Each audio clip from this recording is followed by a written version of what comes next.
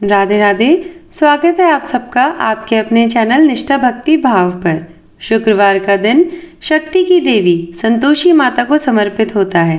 कहते हैं कि इस दिन यदि नियम पूर्वक व्रत रख लिया जाए तो जीवन में फिर कोई भी कामना अधूरी नहीं रहती। इस व्रत के पालन से घर में सुख समृद्धि आती है, जिसकी जैसी कामना है वह पूर्ण हो जाती है। धार्मिक मान्यताओं के अनुसार भगवान श्री गणेश जी की पुत्री है संतोषी माता और उनकी माता है रिद्धि सिद्धि। संतोषी माता की पूजा करने से धन और विवाह या संतान संबंधी जो भी समस्याएं हैं वह दूर हो जाती है। लेकिन यह व्रत बहुत कठिन होता है। इस व्रत को रखने के लिए आपको कुछ खास बातों का ध्यान रखना बहुत ज़रूरी होता है। तो आज के इस वीडियो में आप जानने वाले हैं कि संतोषी माता की पूजा कैसे करेंगे, व्रत कब रखना चाहिए, कितने व्रत रखने चाहिए, किस प्रकार से माँ की पूजा की जाती है और कौन से ज़रूरी नियम हैं जिनका पालन आपको करना है, माँ को क्या भोग लगाया जाता है और जो भी लोग उपवास रखते हैं उन्हें क्या खाकर अपना उपवास खोलना चाहिए। इन सब के साथ ही आज आप सुनेंगे संतोषी माता की व्रत की कथा। अभी अगर आप पहली बार शुक्रवार के व्रत रखना चाहते हैं तो आप इस व्रत को किसी भी महीने के शुक्ल पक्ष के पहले शुक्रवार से प्रारंभ कर सकते हैं। लेकिन पितृपक्ष में व्रत कभी भी शुरू नहीं करने चाहिए। आप मार्गशीर्ष माह में, कार्तिक मास में, किसी में भी ये व्रत शुरू कर सकते हैं। कोई भी संतोषी माता के व्रत रखना चाहते हो उन्हें सबसे पहले तो अपने व्रत की संख्या का संकल्प लेना ज़रूरी होता है। जैसे व्रत के पहले दिन की पूजा में आपको थोड़ा ज़्यादा समय लगेगा, क्योंकि इस दिन हमें कलश की स्थापना करनी होती है, चौकी की स्थापना करनी होती है, संकल्प लेना होता है और साथ ही जो भी नियम है उसके पालन का संकल्प पहले दिन ही आपको लेना होता है। जैसे कि हम सभी जानते हैं संतोषी माता का जो व्रत होता है वह सभी मनोकामनाओं को पूर्ण करने वाला होता है। माँ की पूजा करने से जीवन में कोई भी ऐसी कामना नहीं है जो अधूरी रह जाती हो। लेकिन संतोषी माता का ये जो व्रत है ये बहुत ही कठिन माना जाता है, क्योंकि इसमें न केवल व्रती को बल्कि परिवार के सदस्यों को भी एक नियम का पालन करना ज़रूरी होता है और वह ज़रूरी नियम होता है खटाई का परहेज़। इस व्रत में जो भी पुरुष है या महिला है जिन्होंने व्रत किया है उन्हें ना तो खटाई का सेवन करना है और ना ही खट्टी चीज़ों को छूना है। और इतना ही नहीं, घर में क्योंकि आप इस प्रसाद को परिवार में बांटने वाले हैं तो परिवार के भी किसी भी सदस्य को आज के दिन खटाई का सेवन नहीं करना चाहिए। यह बात आप व्रत से एक दिन पहले अपने परिवार के सभी सदस्यों को ज़रूर बता दीजिए और व्रत वाले दिन भी आप सभी को एक बार फिर से याद दिला दीजिए ताकि कोई भी ये गलती ना करे। अगर आपको लगता है कि किसी ने परिवार में खटाई खा ली है, तो कोई खट्टी चीज़ उन्होंने खा ली है, तो फिर उन्हें संतोषी माता का प्रसाद नहीं देना चाहिए, क्योंकि इस प्रसाद को यदि हम ऐसे किसी व्यक्ति को देते हैं जिसने खटाई का सेवन किया है तो उसका दोष जो व्रती महिला या पुरुष है उसको भी लगता है। तो आइए जानते हैं पूजा की विधि के बारे में। तो सबसे पहले तो आपको दिन में स्नान आदि कर लेना है, उससे निवृत्त हो जाना है, घर की अच्छे से आपको साफ सफाई कर लेनी है और फिर आपको लाल वस्त्र धारण करने हैं। माँ की पूजा में लाल वस्त्रों का प्रयोग बहुत ज़्यादा शुभ होता है। अब आपको आवश्यकता होगी संतोषी माता की किसी भी मूर्ति या तस्वीर की और एक कलश की। पहले दिन जब हम कलश की स्थापना करते हैं तो उस समय आपको कुछ बातों का ध्यान रखना है। जैसे कि सबसे पहले तो आप चौकी जहाँ पर स्थापित करेंगे वहाँ आपका मुंह जो है वो पूरब दिशा की ओर होना चाहिए। चौकी के नीचे आपको अच्छे से साफ सफाई कर लेनी है, वहाँ आपको गंगा जल छिड़कना है। यदि गौ माता का गोबर मिल जाए तो गाय के गोबर से पवित्र कर सकते हैं। गैरों से भी आप लीप सकते हैं, सुंदर रंगोली बना सकते हैं। उसके ऊपर आपको चौकी बिछानी है जिस पर लाल वस्त्र बिछाकर संतोषी माता की मूर्ति आपके पास है अगर तो उसे स्थापित करना है। लेकिन उनके नीचे आपको आसन देना है। आसन आप फूलों का दे सकते हैं या चावल का भी दे सकते हैं। विघ्नहर्ता गणेश जी के बिना कोई भी पूजा अधूरी होती है, तो विघ्नहर्ता भगवान गणेश की पूजा आपको करनी है। उनकी स्थापना करें। मूर्ति या तस्वीर जो भी आपके पास हो अगर नहीं है तो सुपारी में मोली या कलावा बांधकर भी आप उनकी स्थापना कर सकते हैं। स्थापना करने के बाद आप कलश की स्थापना करें। कलश आप चाहें तो मिट्टी का ले सकते हैं या किसी भी धातु का ले सकते हैं। उसमें आपको जल डालना है। फिर इसी कलश के ऊपर आपको एक बर्तन रख देना है। आप छोटी कटोरी या प्याली रख सकते हैं जिसमें आपको गुड़ और चने रखने हैं। चने जो हैं वो आपको भुने हुए प्रयोग में लेने हैं, लेकिन काले चने के बिना संतोषी माता की जो पूजा है, जो व्रत है, वह अधूरा माना जाता है। इसी को आपको प्रसाद के रूप में खुद को भी ग्रहण करना है, सभी लोगों में भी बांटना चाहिए। संतोषी माता के व्रत में वैसे तो निराहार रहकर व्रत रखना चाहिए, तो शाम को प्रसाद ग्रहण करने के बाद आप शुद्ध सात्विक भोजन ग्रहण कर सकते हैं। ध्यान रखें कि भोजन में आपको खटाई नहीं खानी है, चाहे फिर वो टमाटर हो या नींबू हो, आपको कोई भी खटाई का परहेज करना है। सबसे पहले भगवान गणेश जी की पूजा की जाती है। सिंदूर का तिलक लगाएं, उन्हें वस्त्र रूप में मौली या कलावा ज़रूर अर्पित करें। लाल गुलाब या गुड़हल का जो फूल होता है वो उन्हें अर्पित करें। पान, सुपारी, इलायची का उन्हें भोग लगाएं। फिर संतोषी माता की पूजा करनी चाहिए। संतोषी माता की पूजा करते समय आपको धूप दीपक जलाना है। संतोषी माता को आप श्रृंगार की सामग्री भी अर्पित कर सकते हैं, जैसे कि लाल चुनरी, लाल पुष्प उन्हें अर्पित करें। यदि कमल का फूल आपको अगर मिल जाए तो कमल का फूल भी आप उन्हें चढ़ा सकते हैं। उन्हें वस्त्र, हार, जो भी आपके पास में श्रृंगार की सामग्री है, जैसे चूड़ी, बिंदी, सिंदूर, मेहंदी, वह आप पहले ज़रूर अर्पित करें। आपकी जो भी कामना है उसकी पूर्ति के लिए आप जितने भी व्रत रखना चाहते हैं, जैसे कि जो शुक्रवार के व्रत होते हैं संतोषी माता के, वो 16 रखे जाते हैं। अगर 16 शुक्रवार के व्रत आप रखते हैं तो आप इनकी संख्याओं का संकल्प लें और फिर माता से यह भी कहें कि आप 16 शुक्रवार के व्रत के बाद में उद्यापन ज़रूर करेंगे। कई बार लोग खुले व्रत रखते हैं, जैसे कि जब खुला व्रत हम रखते हैं तो उसमें निश्चित संख्या का संकल्प नहीं लेते हैं, बस यही कामना करते हैं कि हे माता, जब भी हमारी मनोकामना पूर्ण हो जाएगी तब हम व्रत का उद्यापन कर देंगे। तो आप पहले दिन दोनों ही तरह का जो भी आपको निश्चय करना है वो आप संकल्प ले सकते हैं। अपनी अपनी सामर्थ्य के अनुसार उसका संकल्प लेना है। आपको संकल्प लेते समय में आपको हाथ में जल लेना है और पुष्प रखने हैं और फिर आपकी जो भी मनोकामनाएं हैं उसे बोलने के बाद में माता के चरणों में आपको ये जल और पुष्प अर्पित कर देने हैं। फिर माता की आपको पूजा करनी है। दिन में यदि हो सके तो आप निराहार रहें, अगर नहीं रहा जाए तो फिर आप चाय वगैरह दिन में ले सकते हैं। और शाम की पूजा आपको ठीक से विधि विधान से करनी है। शाम की पूजा में आपको गुड़ और चने का प्रसाद रखना है। सुबह के समय जब आप चौकी की स्थापना करते हैं तो केवल फलों का ही भोग माँ को लगा सकते हैं। दूध से बनी मिठाइयों का भोग लगा सकते हैं। फलों में किसी भी तरह के खट्टे फल जैसे कि अंगूर, संतरा या किसी भी तरह का मौसमी फल जो है वो आप माँ को अर्पित ना करें। केवल मीठे फलों का ही भोग आपको माँ को प्रसाद रूप में लगाना है। फिर उसी प्रसाद को आप दिन में बांट सकते हैं।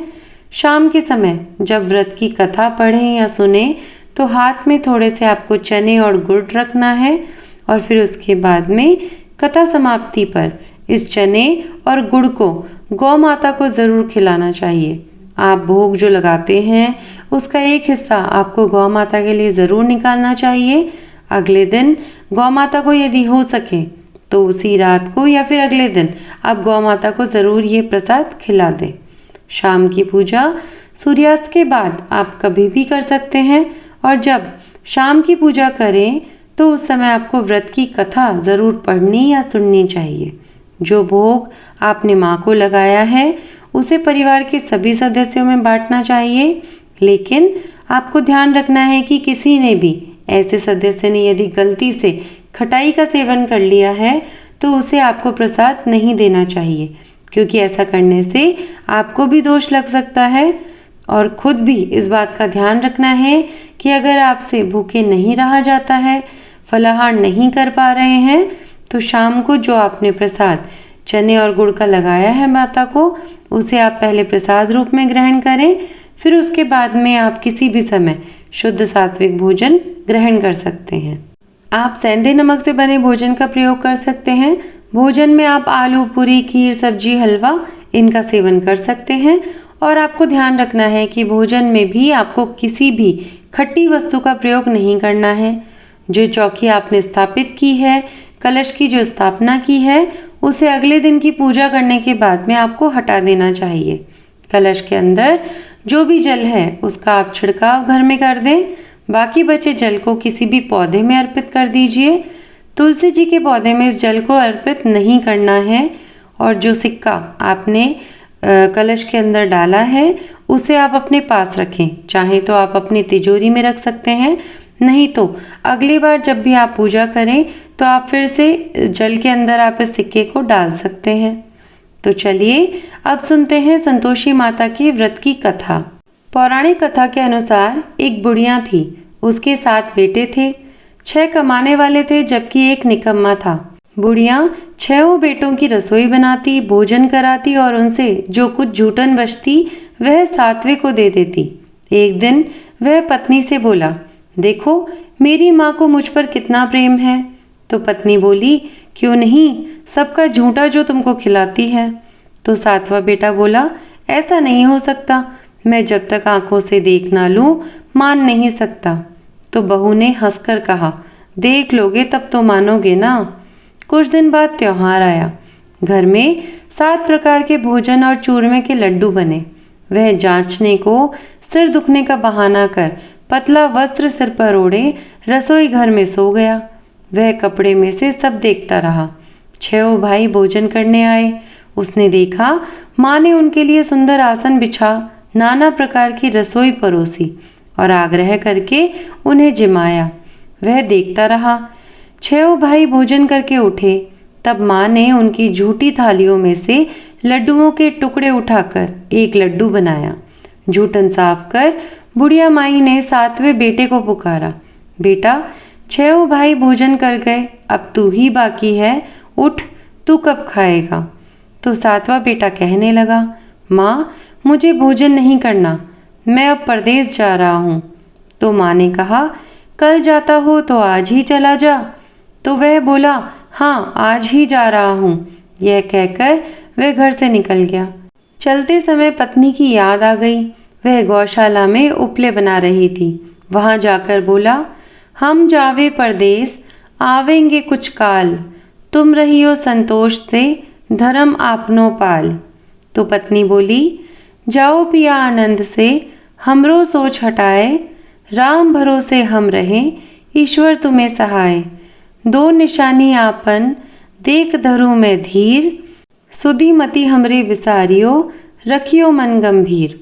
वह बोला, मेरे पास तो कुछ भी नहीं है, यह अंगूठी है सो ले और अपनी कुछ निशानी मुझे दे। तो वह बोली, मेरे पास क्या है, यह गोबर भरा हाथ है। यह कहकर उसकी पीठ पर गोबर के हाथ की छाप मार दी। वह चल दिया। चलते चलते दूर देश पहुंचा। वहाँ एक साहूकार की दुकान थी। वहाँ जाकर कहने लगा, भाई मुझे नौकरी पर रख लो। साहूकार को ज़रूरत थी तो बोला, रह जा। लड़के ने पूछा, तनख्वाह क्या दोगे? तो साहूकार ने कहा, काम देखकर दाम मिलेंगे। साहूकार की नौकरी मिली। वह सुबह 7 बजे से 10 बजे तक नौकरी बजाने लगा। कुछ दिनों में दुकान का सारा लेन देन, हिसाब किताब, ग्राहकों को माल बेचना, सारा काम करने लगा। साहूकार के 7-8 नौकर थे, वे सब चक्कर खाने लगे। यह तो बड़ा होशियार बन गया। सेठ जी ने भी काम देखा और 3 महीने में ही उसे आधे मुनाफे का हिस्सेदार बना लिया। वह कुछ वर्ष में ही नामी सेठ बन गया और मालिक सारा कारोबार उस पर छोड़कर चला गया। इधर उसकी पत्नी को सास ससुर दुख देने लगे। सारी गृहस्थी का काम करा के उसे लकड़ी लेने जंगल में भेजते। इस बीच घर के आटे से जो भूसी निकलती उसकी रोटी बनाकर रख दी जाती और फूटे नारियल की नारेली में पानी। एक दिन वह लकड़ी लेने जा रही थी। रास्ते में बहुत सी स्त्रियां संतोषी माता का व्रत करती दिखाई दी। वह वहां खड़ी होकर कथा सुनने लगी और पूछा, बहनों तुम किस देवता का व्रत करती हो और उसके करने से क्या फल मिलता है? यदि तुम इस व्रत का विधान मुझे समझाकर कहोगी तो मैं तुम्हारा बड़ा एहसान मानूंगी। तब उनमें से एक स्त्री बोली, सुनो, यह संतोषी माता का व्रत है। इसे करने से निर्धनता, दरिद्रता का नाश होता है और जो कुछ मन में कामना हो सब संतोषी माता की कृपा से पूरी होती है। तब उसने उससे व्रत की विधि पूछी। वह भक्तिनी स्त्री बोली, 1.25 आने का गुड़ चना लेना, इच्छा हो तो 5.25 आने का लेना या 1.25 रुपए का भी सहूलियत के अनुसार लाना। बिना परेशानी और श्रद्धा व प्रेम से जितना भी बन पड़े सवाया लेना। प्रत्येक शुक्रवार को निराहार रहकर कथा सुनना। इसके बीच क्रम टूटे नहीं। लगातार नियम का पालन करना। सुनने वाला कोई ना मिले तो घी का दीपक जला उसके आगे या जल के पात्र को सामने रखकर कथा कहना। जब कार्य सिद्ध ना हो नियम का पालन करना और कार्य सिद्ध हो जाने पर व्रत का उद्यापन करना। 3 मास में माता फल पूरा करेगी। यदि किसी के ग्रह खोटे भी हों तो भी माता वर्ष भर में कार्य सिद्ध करती है। फल सिद्ध होने पर उद्यापन करना चाहिए, बीच में नहीं करना चाहिए। उद्यापन में 2.5 सेर आटे का खाजा तथा इसी परिमाण से खीर तथा चने का साग करना। 8 लड़कों को भोजन कराना। जहाँ तक मिले देवर, जेठ, भाई बंधु के हों, ना मिले तो रिश्तेदारों और पास पड़ोसियों को बुलाना। उन्हें भोजन करा यथाशक्ति दक्षिणा दे माता का नियम पूरा करना। उस दिन घर में खटाई न खाना। यह सुन बुढ़िया के लड़के की बहू चल दी। रास्ते में लकड़ी के भोज को बेच दिया और उन पैसों से गुड़ चना ले माता के व्रत की तैयारी कर आगे चली और सामने मंदिर देखकर पूछने लगी, यह मंदिर किसका है? तो सब कहने लगे, संतोषी माता का मंदिर है। यह सुनकर माता के मंदिर में जाकर चरणों में लौटने लगी। दीन हो विनती करने लगी, माँ, मैं तो निपट अज्ञानी हूँ, व्रत के कुछ भी नियम नहीं जानती। मैं दुखी हूँ।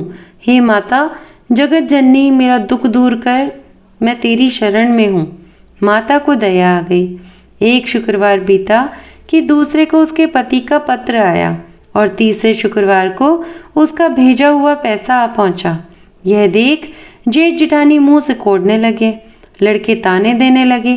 काकी के पास पत्र आने लगे, रुपया आने लगा। अब तो काकी की खातिर बढ़ेगी। बेचारी सरलता से कहती, भैया कागज आवे रुपया आवे, हम सबके लिए अच्छा है। ऐसा कहकर आंखों में आंसू भरकर संतोषी माता के मंदिर में आ मातेश्वरी के चरणों में गिरकर रोने लगी। माँ, मैंने तुमसे पैसा कब मांगा है? मुझे पैसे से क्या काम है? मुझे तो अपने सुहाग से काम है। मैं तो अपने स्वामी के दर्शन मांगती हूँ। तब माता ने प्रसन्न होकर कहा, जा बेटी, तेरा स्वामी आएगा। यह सुनकर खुशी से बावली होकर घर में जा काम करने लगी। अब संतोषी माँ विचार करने लगी, इस भोली पुत्री को तो मैंने कह दिया कि तेरा पति आएगा, लेकिन आएगा कैसे? वह तो इसे सपने में भी याद नहीं करता। उसे याद दिलाने को मुझे ही जाना पड़ेगा। इस तरह माता जी उस बुढ़िया के बेटे के पास जा स्वप्न में प्रकट हो कहने लगी, साहूकार के बेटे सो रहा है या जागता है? तो वह कहने लगा, माता सोता भी नहीं जागता भी नहीं हूँ, कहो क्या आज्ञा है? माँ कहने लगी, तेरे घर बार कुछ है कि नहीं? तो वह बोला, मेरे पास सब कुछ है, माँ बाप है, बहू है, क्या कमी है? तो माँ बोली, भोले पुत्र, तेरी बहू घोर कष्ट उठा रही है। तेरे माँ बाप उसे परेशान कर रहे हैं। वह तेरे लिए तरस रही है, तू उसकी सुध ले। तो वह बोला, हाँ माता जी, यह तो मालूम है, परंतु जाऊं तो कैसे?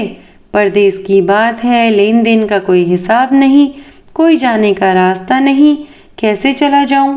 तो माँ कहने लगी, मेरी बात मान, सवेरे नहा धोकर संतोषी माता का नाम ले, घी का दीपक जला, दंडवत कर दुकान पर जा बैठ। देखते ही देखते सारा लेन देन चुक जाएगा, जमा का माल बिक जाएगा, सांझ होते होते धन का भारी ढेर लग जाएगा। अब बूढ़ी की बात मानकर वह नहा धोकर संतोषी माता को दंडवत घी का दीपक जलाकर दुकान पर जा बैठा। थोड़ी देर में देने वाले रुपया लाने लगे, लेने वाले हिसाब लेने लगे। कोठे में भरे सामान के खरीदार नगद दाम में सौदा करने लगे। शाम तक धन का भारी ढेर लग गया। मन में माता का नाम ले चमत्कार देख प्रसन्न हो घर ले जाने वास्ते गहना कपड़ा सामान खरीदने लगा। यहाँ काम से निपट तुरंत घर को रवाना हुआ। उधर उसकी पत्नी जंगल में लकड़ी लेने जाती है। लौटते वक्त माताजी के मंदिर में विश्राम करती है। वह तो उसके प्रतिदिन रुकने का जो स्थान ठहरा। धूल उड़ती देख वह माता से पूछती है, हे माता, यह धूल कैसे उड़ रही है? माता कहती है, हे पुत्री, तेरा पति आ रहा है। अब तू ऐसा कर, लकड़ियों के 3 बोझ बना ले। एक नदी के किनारे रख दे, दूसरा मेरे मंदिर पर और तीसरा अपने सिर पर। तेरे पति को लकड़ियों का गट्ठर देख मोह पैदा होगा। वह यहाँ रुकेगा, नाश्ता पानी खाकर माँ से मिलने जाएगा। तब तू लकड़ियों का बोझ उठाकर जाना और चौक में गट्ठर डालकर जोर से आवाज लगाना, लो सासू जी, लकड़ियों का गट्ठर लो, भूसी की रोटी दो, नारियल के खोपरे में पानी दो, आज मेहमान कौन आया है? माता जी से बहुत अच्छा कहकर वह प्रसन्न मन से लकड़ियों के 3 गट्ठर बनाई। एक नदी के किनारे पर और एक माताजी के मंदिर पर रखा। इतने में मुसाफिर आ पहुंचा। सूखी लकड़ी देख उसकी इच्छा उत्पन्न हुई कि हम यहीं पर विश्राम करें और भोजन बनाकर खा पी कर गाँव जाएं। इसी तरह रुककर भोजन बना, विश्राम करके गांव को गया। सबसे प्रेम से मिला। उसी समय सिर पर लकड़ी का गट्ठर लिए वह उतावली सी आती है। लकड़ियों का भारी बोझ आंगन में डालकर जोर से 3 आवाज देती है, लो सासू जी, लकड़ियों का गट्ठर लो, भूसी की रोटी दो, आज मेहमान कौन आया है? यह सुनकर उसकी सास बाहर आकर अपने दिए हुए कष्टों को भुलाने हेतु कहती है, बहू, ऐसा क्यों कहती हो? तेरा मालिक ही तो आया है। आ बैठ, मीठा भात खा, भोजन कर, कपड़े गहने पहन। उसकी आवाज़ सुन उसका पति बाहर आता है। अंगूठी देख व्याकुल हो जाता है। माँ से पूछता है, माँ यह कौन है? तो माँ बोली, बेटा यह तेरी बहू है। जब से तू गया है तब से सारे गांव में भटकती फिरती है। घर का कामकाज कुछ करती नहीं, 4 पहर आकर खा जाती है। तो वह बोला, ठीक है माँ, मैंने इसे भी देखा और तुम्हें भी। अब दूसरे घर की चाबी दो, उसी में रहूँगा। तो माँ बोली, ठीक है, जैसी तेरी मर्जी। तब वह दूसरे मकान की 3री मंजिल का कमरा खोल सारा सामान जमाया। एक दिन में राजा के महल जैसा ठाट बाट बन गया। अब क्या था, बहू सुख भोगने लगी। इतने में शुक्रवार आया। उसने पति से कहा, मुझे संतोषी माता के व्रत का उद्यापन करना है। पति बोला, खुशी से कर लो। वह उद्यापन की तैयारी करने लगी तो जिठानी के लड़कों को भोजन के लिए बुलाया। उन्होंने मंजूर किया, परंतु पीछे से जिठानी ने अपने बच्चों को सिखा दिया कि देखो, भोजन के समय खटाई मांगना, जिससे उसका उद्यापन पूरा ना हो। लड़के जीमने आए, बढ़िया से खीर खाना पेट भर खाया, परंतु खाते खाते ही कहने लगे कि चाची हमें तो खटाई दो, खीर खाना हमको नहीं भाता। तो वह कहने लगी कि खटाई तो किसी को नहीं दी जाएगी, यह तो संतोषी माता का प्रसाद है। तो लड़के उठ खड़े हुए, बोले तो फिर पैसा लाओ। अब भोली बहू कुछ जानती नहीं थी तो उसने उन्हें पैसे दे दिए। लड़के उसी समय हट करके इमली खटाई इडली खाने लगे। यह देखकर बहू पर माताजी ने कोप किया। राजा के दूत उसके पति को पकड़कर ले गए। जेठ जिठानी मन माने वचन कहने लगे, लूट लूट कर धन इकट्ठा कर लाया है, अब सब मालूम पड़ जाएगा जब जेल की मार खाएगा। बहू से यह सहन नहीं हुआ। रोती हुई माताजी के मंदिर में गई। कहने लगी, हे माता, तुमने क्या किया? हंसाकर अब भक्तों को रुलाने लगी हो। तो माता बोली, बेटी, तूने उद्यापन करके मेरा व्रत भंग किया है। तो वह कहने लगी, माता, मैंने कुछ अपराध किया है। मैंने तो भूल से लड़कों को पैसे दे दिए थे, मुझे क्षमा करो, मैं फिर तुम्हारा उद्यापन करूंगी।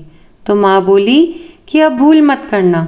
तो वह कहती है कि अब भूल नहीं होगी, अब बतलाओ वे कैसे आवेंगे। माँ बोली, जा पुत्री, तेरा पति तुझे रास्ते में आता मिलेगा। वह निकली तो राह में पति आता मिला। वह पूछी, कहाँ गए थे? तो वह कहने लगा, इतना धन जो कमाया है उसका एक भाग राजा ने मांगा था तो वही भरने गया था। तो वह प्रसन्न हो बोली, भला हुआ, अब घर को चलो। कुछ दिन बाद फिर शुक्रवार आया तो वह बोली, फिर मुझे माता का उद्यापन करना है। तो पति ने कहा कि करो।